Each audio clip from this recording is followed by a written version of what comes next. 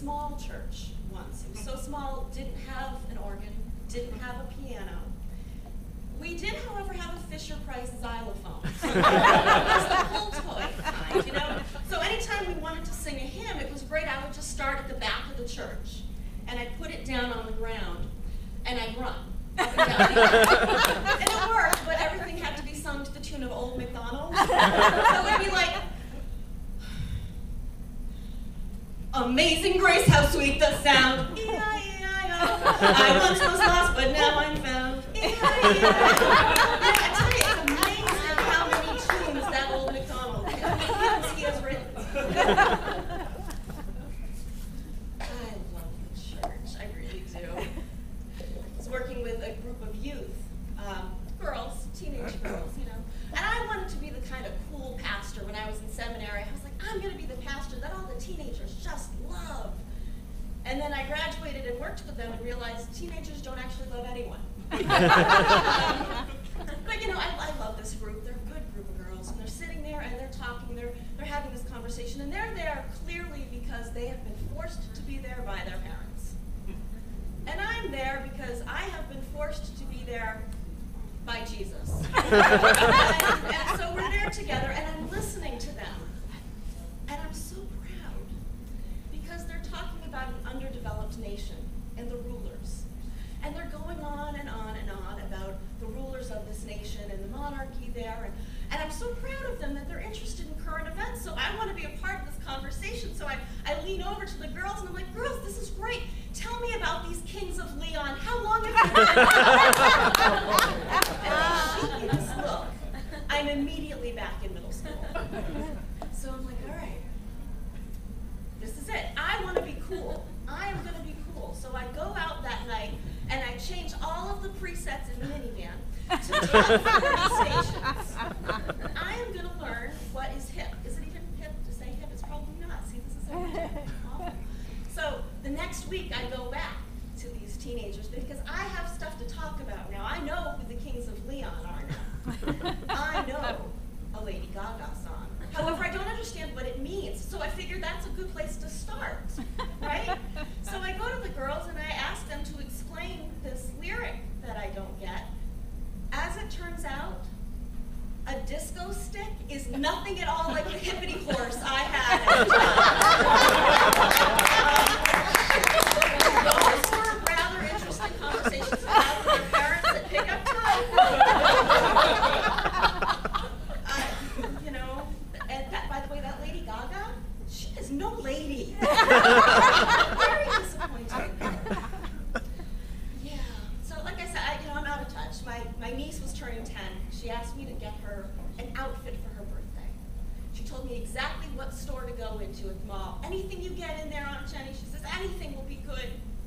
All right, how bad can this be? So I go to the mall, and I walk in, and I stop short, because this is a clothing store for young girls, and I look, and there's pleather and sparkly spandex, and I thought, this can't be right. So I back out of the store, looking up, fully expecting it to read Fredericks of Hollywood, Jr., and it doesn't. I'm in the right place. So I go in, and I'm looking, but there's nothing I can buy for her in here. There's not a thing in here that I'm going to buy. And I see sweatpants off to the side. I'm like, oh my God, sweatpants. I can buy sweatpants. I go over and I'm looking. Okay. All of the sweatpants have words across the butt. Juicy. Angel. Sweetie. And I think, you know, there is no way I'm buying my niece anything that's going to encourage strangers to read her ass. Filter failure? Sorry. I shouldn't have said ass. Now I've said it twice. Let's all just pretend Mary's riding it into Bethlehem, okay? That's good. So the sweatpants, I thought, okay, I'm not buying those for her, but I want a pair for me. I decided I want a pair of sweatpants that an adult woman could wear out in public just to let people know why I'm choosing to wear sweatpants in public. So on the back of my sweatpants, it will simply read, retaining fluid. Luckily, I have the room to pull it off, so it's all good. So anyhow, I'm in the store. I don't know what I'm going to buy my niece. The saleswoman comes up and she said, oh, I've got the perfect thing for a 10-year-old.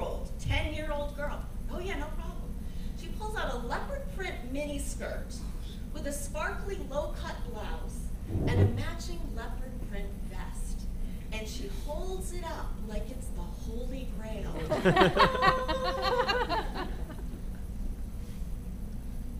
Filter immediately failed. And I said, "Oh, that is perfect! Her brownie troop is going for their junior hooker badge, and could be the winner." I turned in righteous indignation, because nothing tastes better than righteous indignation, and I come face to face with a church member who's a brownie troop leader, holding a pair of sweatpants that read "Angel" across the butt. So I try to explain away the concept of junior hooker badge. You know what? You can't actually explain that away at all. There is just no backing away from that. So those were fun conversations to have too later. I'm always doing stupid things like that. I had a funeral that I had to go to, and I was running late. It was pouring down rain, and I was late to get to the cemetery. I'm running out of the house, and I realized, okay, umbrella, umbrella, umbrella. Black umbrella. Pastors, we need to have black umbrellas. Out on the floor, I grab it, head out the door, get to the cemetery, go up, meet the family, pop the umbrella up, and I'm standing there, and I'm reading the prayers. And as I'm going through the service, I realize the family keeps shooting me these looks. Not quite daggers, but not really friendly. And I'm standing there, and all of a sudden I get that feeling like I'm using the wrong name. I'm burying the wrong person. And it comes, and I'm not, but you get to feel that way, and it comes out in the voice. So, the final prayer ended up being something like, "Eternal rest grant to Joe." And, I finished up, I hurried up the service, gave my condolences to the family, went back to my car. As I'm getting back to the car, I look down, I unfold the umbrella, and realize there's writing on the outside of the umbrella. I have just finished a funeral standing under an umbrella that read, "Ask me about life insurance."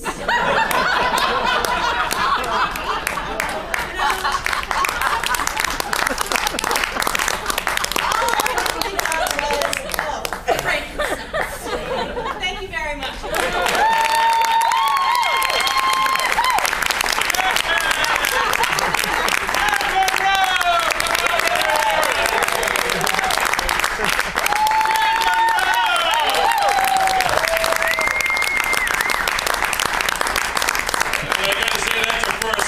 First time we've ever had a minister actually in here.